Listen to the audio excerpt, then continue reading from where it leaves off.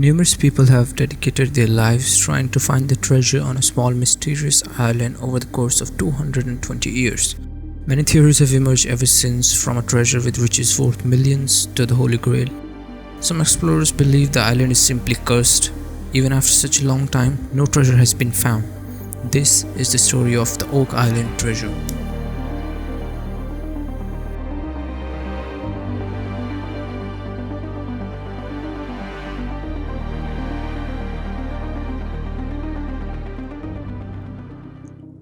Oak Island is 140 acres large and is situated in Nova Scotia near Canada. The origin of the mystery is unclear as it was not documented. However, there are many stories that have some similarities. The general story goes like this. Sometime between 1795 and 1799, a man named Daniel McNish came to the Oak Island looking for a piece of land to establish a farm. He found a depression in the ground, later known as the Money Pit, that, with the rumors of hidden treasure, made McNish further explore the depression. Two men named John Smith and Anthony Vaughan assisted him to excavate the depression, only to find a layer of flagstones just 2 feet below. On removal, they found a loosely fit pit with hard clay wall.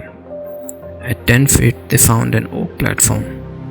They went on digging down to around 20 feet before abandoning it, as no one was willing to help them dig any further. It remained so till 1802, when a group known as Onslow Company came to the island to excavate the treasure. They began with the abandoned pit. As earlier, an oak platform was discovered about 10 feet below the original. Another tier of logs was found 10 feet below. Till 90 feet, there are accounts of some sort of marks every 10 feet, including charcoal, putty, and coconut fibers. According to the Liverpool transcript, a 2 feet long and 1 foot wide stone with some characters on it was found at a depth of around 90 feet. The stone was last seen in the early 1900s, where it was put up for the display. However, the cipher has been recreated based on the memory of early viewers.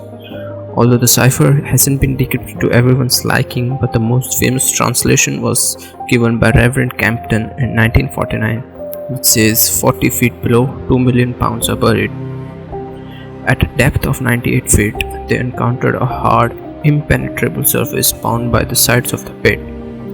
They expected the mystery to be solved the next morning, but to their surprise, the pit was flooded. After several failed attempts to get the water out, the excavation was once again abandoned. The last excavation of the undocumented era was carried out by the Truro Company around 1849.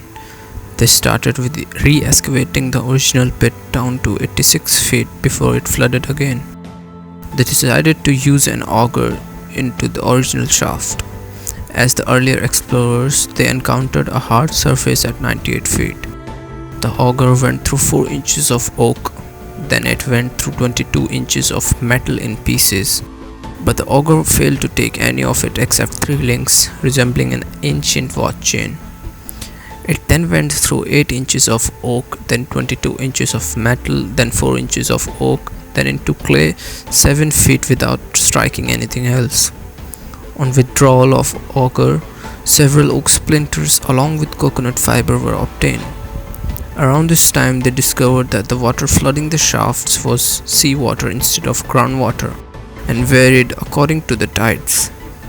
Some other shafts were dug in the vicinity of the Money Pit, but no water was encountered. This led explorers to believe that there is an artificial source of water in the Money Pit. To support this theory, they began to search for an inlet.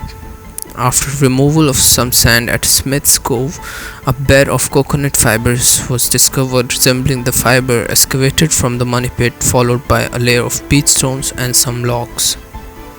These structures resemble box drains and were speculated to be the inlets of the seawater. A cofferdam was built around the Smith's Cove in an attempt to stop the floodwater. However, the cofferdam was destroyed by unusually high tides. Soon after, the bottom of the Money Pit collapsed and the excavation was once again abandoned.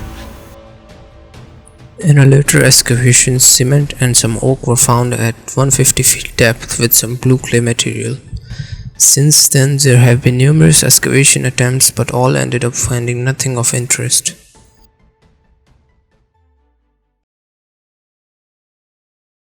Apart from the Money Pit and Smith's Cove, there are a couple of other places of interest. A shaft known as Borehole 10X was dug 180 feet northeast of the Money Pit in 1970. Divers with cameras have been sent to the bottom of the borehole. In the early stages, it was believed divers saw human remains and chests. However, the footage was unclear and was deemed unreliable by many.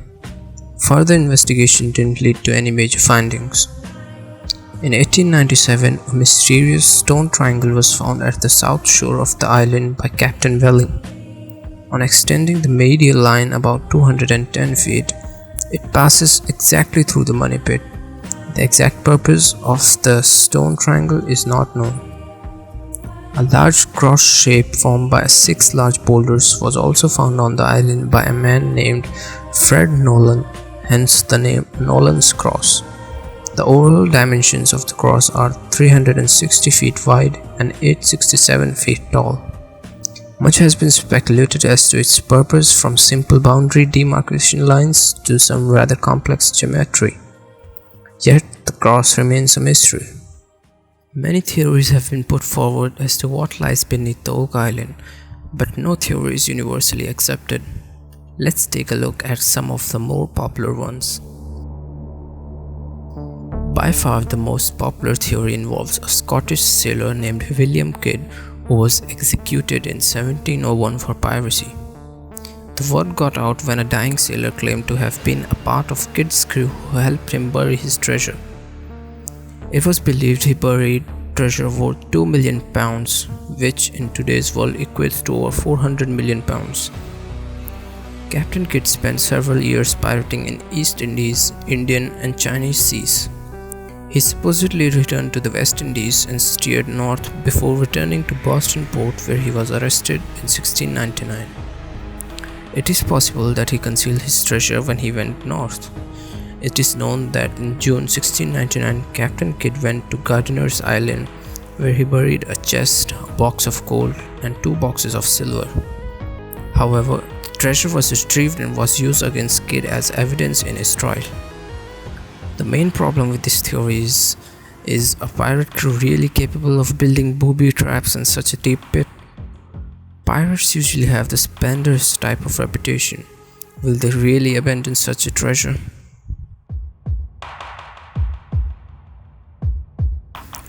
The Knights Templar was one of the wealthiest and most powerful organizations in Europe, formed in 1129.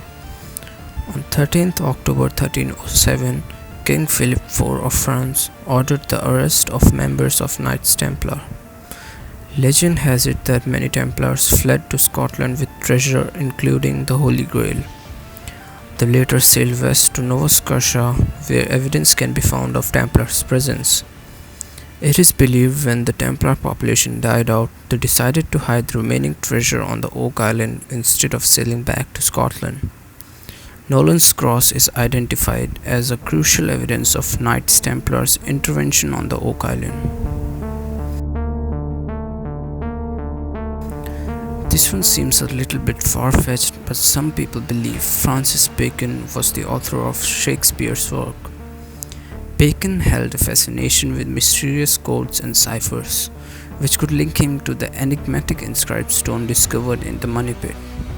Francis Bacon was familiar with the science of preserving manuscripts in mercury. This, coupled with his fascination in secret chambers, points directly to the Money Pit. The finding of ancient flasks containing mercury, plus the recovery of a piece of mysterious parchment on the Oak Island, allows the theory to become more credible.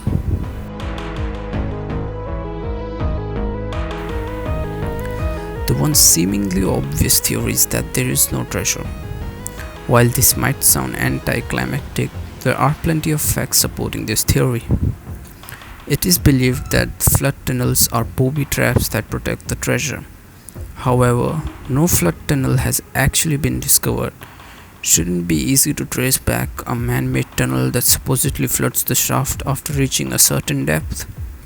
The flood tunnels are incomplete without mentioning Smith's Cove, which is believed to be the inlet. There is no doubt that the structures found at the Smith's Cove were indeed man-made. However, they could merely be remnants of salt cooking operation, most probably built by the fishermen to preserve their fishes. Coconut fibers were a very common packing material at that time. Salt was highly taxed in British America, should explain why they were buried under the sand. The discovery of the inscribed stone was never documented and it has been lost, which makes things more skeptical. Much of what is said about various discoveries like oak platforms markings in the earlier undocumented expeditions simply cannot be verified today. If someone really went through all the trouble to construct such complex engineering structures, it is very likely they would have returned to retrieve the treasure if it ever was there in the first place. The Oak Island has haunted people for over 200 years, and it probably will continue to do so for the time to come.